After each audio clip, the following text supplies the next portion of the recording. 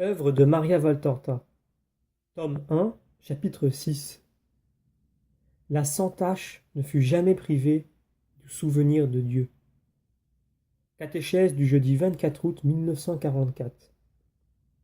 Jésus dit: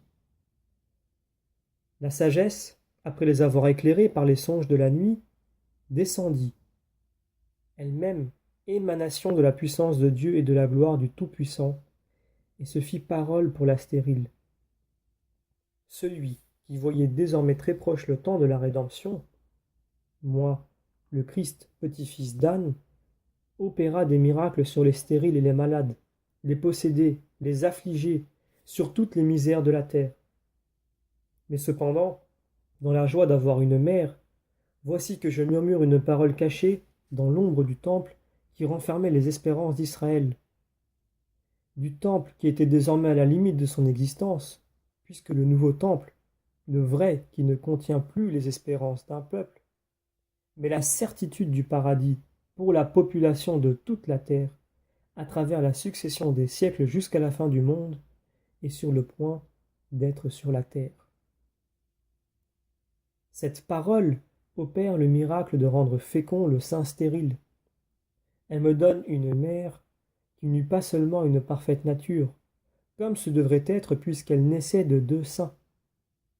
Elle n'aurait pas seulement une âme bonne, comme beaucoup d'autres, un développement continu de cette bonté par les excellentes dispositions de sa volonté, pas seulement un corps immaculé, mais, seule entre toutes les créatures, elle eut l'âme immaculée.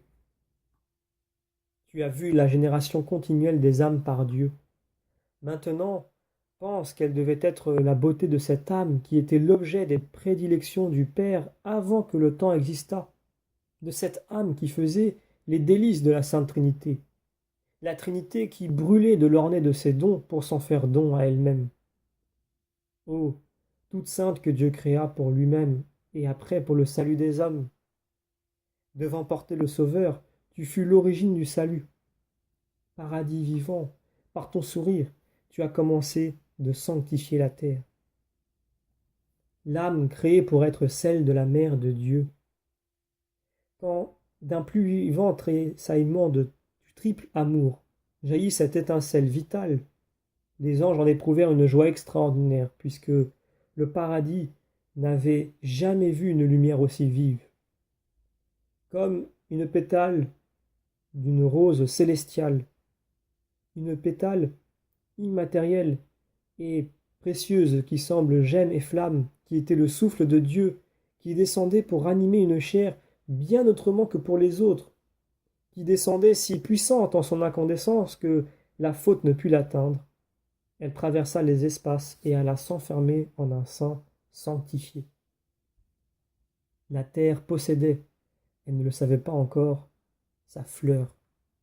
La vraie, la fleur unique, dont l'épanouissement est éternel. Lys et rose, violette et jasmin, hélianthe et cyclamène fondus ensemble. Et avec eux toutes les fleurs de la terre, fondues en une seule fleur.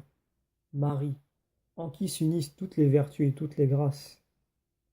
En avril, la terre de Palestine paraissait un immense jardin où parfum et couleur étaient au cœur des hommes un don délicieux. Mais elle était encore ignorée, la rose la plus belle. Déjà, elle fleurissait pour Dieu dans le secret du sein maternel, car ma mère aima dès le premier instant de sa conception. C'est seulement le moment où la vigne donne son sang pour en faire du vin, quand le mou sucré et fort emplit l'air et les narines qu'elle avait souri, d'abord à Dieu puis au monde, disant en cet ineffable sourire: La voilà, la vigne qui donnera la grappe destinée à être foulée au pressoir, pour devenir à votre mal une médecine éternelle. Voilà, elle est au milieu de vous. J'ai dit, Marie aima dès le premier instant de sa conception. Qu'est-ce qui donne à l'esprit lumière et connaissance? La grâce. Qu'est-ce qui les fait disparaître? Le péché d'origine et le péché mortel. Marie, la sans tache, ne fut jamais privée du souvenir de Dieu, de son voisinage, de son amour, de sa lumière, de sa sagesse. Elle put donc comprendre et aimer, quand on n'était encore qu'une chair qui se formait autour d'une âme immaculée qui continuait d'aimer. Plus tard, je te ferai contempler en esprit les abîmes de la virginité en Marie. Tu en éprouveras un vertige céleste, comme quand je t'ai fait considérer notre éternité. Déjà, considère comment le fait de porter en son sein une créature exempte de la tâche qui prive de Dieu puisse donner à la mère qu'il a seulement conçue naturellement, humainement, une intelligence supérieure et en fait un prophète, le prophète de sa fille, qu'elle déclare fille de Dieu. Et pense quel aurait été l'éclat des premiers parents innocents s'il leur était né des fils innocents selon la volonté de Dieu. Voilà, ô homme qui dites viser au surhomme et qui, avec vos vices, vous vous dirigez vers le super-démon. Il y avait là le moyen d'arriver au surhomme.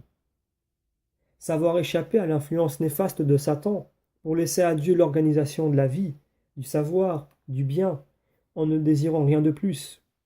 C'était un peu moins que l'infini, que ce que Dieu vous avait donné pour pouvoir engendrer, en une continuelle évolution vers la perfection, des fils qui auraient été hommes en leur corps et fils de l'intelligence en leur esprit, c'est-à-dire triomphants, c'est-à-dire puissants, c'est-à-dire géants face à Satan, qui aurait été cloué par terre tant de milliers de siècles avant l'heure où il le sera, et avec lui tout le mal qui est en lui.